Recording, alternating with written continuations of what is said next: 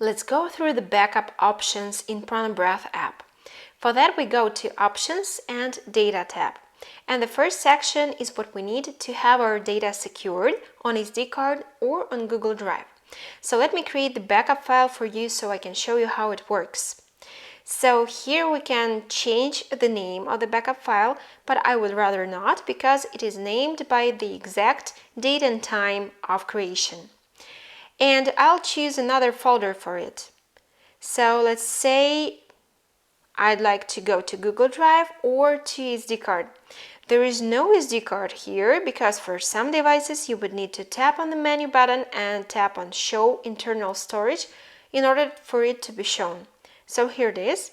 And here I have a special folder called Backups, and I create the backup file like this, Save.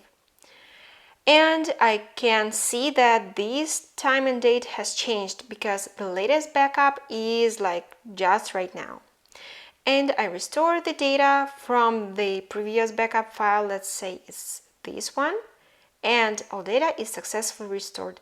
The very same way works with Google Drive as well. Alright, have all your data secured.